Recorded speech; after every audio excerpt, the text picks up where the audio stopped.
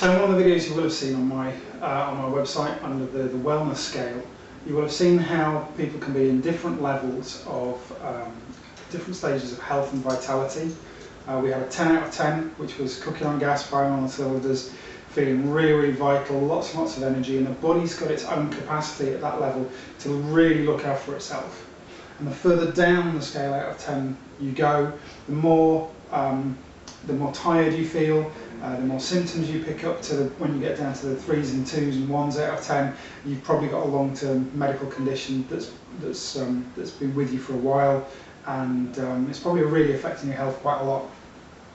So what I want to talk about now is how you get from wherever you are on your mark out of 10 and go down it, because that seems to be the way that people go without a lot of effort.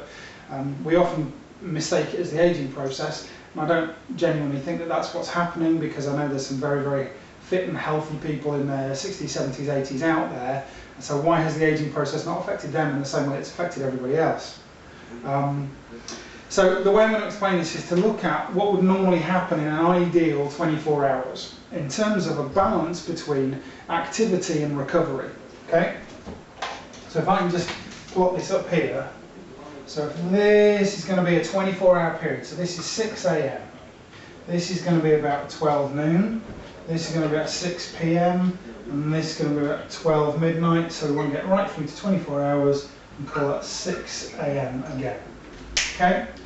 So 35,000 years ago, without pollution, without bad diets, without a lot of the stuff that we live with in the Western world today in the 21st century, you probably would have woken up in the morning because the sunlight hit your skin, because our skin's photosensitive.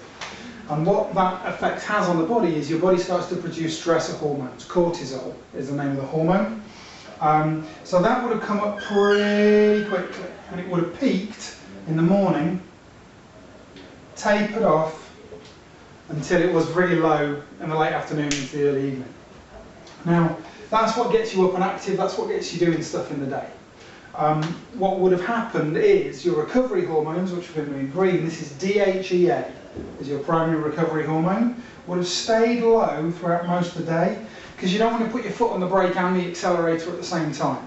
So the red one is the accelerator, go faster, the brake is the slow down, chill out, calm down. So as this starts to come down, as the stress and the activity starts to come down, the recovery picks up until, let me just redo that, until during the night time, you see you've got as much recovery as you have activity in the day. So your day's split into thirds roughly, 8 hours of get up and get on with it, 8 hours of crossover, which is fairly relaxed and sociable, and 8 hours of deep-seated recovery. So these days we don't tend to do that, I don't think. I think what we tend to do when we wake up in the morning these days is we kind of go, oh my word, the alarm's going off.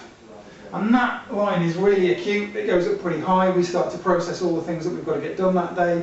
If we're feeling really tired, then that just irritates us and exacerbates the situation even more. And then we'll have a breakfast that maybe doesn't suit us, and we've got mid-morning, early morning traffic to get through, and we've got pressures of getting to work on time, and all of these kind of things that drive this really high, and then throughout the day it stays pretty high. And as we get into the evening, we've got the late afternoon traffic. You're probably a bit dehydrated at this point, which is pretty stressful. Maybe it's a while since you've eaten, which is stressful too, but hopefully it'll start to come down. Where are we here? 10 o'clock news time is this? So 10 o'clock news comes up, bit of a, oh my God, what's happening in the world? But eventually when your head hits the pillow, maybe around 11:30 midnight, the stressor hormones drop right off. Now, you're never going to have your foot on the accelerator and the brake at the same time. So whilst all this is going on, your new green line stays low, past this point, that's interesting. This is your recovery, stays low until this starts to taper off.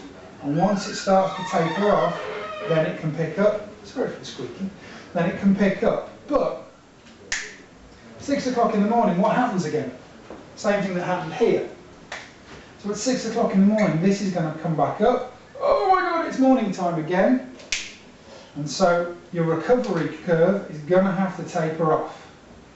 And whereas 35,000 years ago, when we were cavemen and we didn't have to deal with traffic and mortgages and divorces and all sorts of overdrafts and stuff like that, we had an equal curve between stress and recovery. And these days, our recovery tends to be about that much, but our stress is all of this. That's how stressed we tend to be. And stress is activity, it's our body's coping with poor nutrition, dehydration, lack of sleep, things playing out in our minds. All of that sort of stuff goes into mobilising us and making us active into that fight or flight. And that's what the stress really is. So when that process happens for quite a long period of time, this is all the stresses and not much recovery, it's easy to see how that recovery is not enough to make you feel well rested when you wake up after all that much stress. Now when that process goes on for a period of time, then you get further complications. And I'll talk about that in my next video. But if this strikes a chord with you, that there is way too much activity, way too much doing stuff, and not enough recovering and chilling out, and certainly there's signs of that in that you wake up not feeling very recovered and not very refreshed, then check out a couple more of my videos, because I really think we can do something to help turn that around and really pick up your health profile and get you moving on that wellness scale, back up the numbers instead of back down the numbers.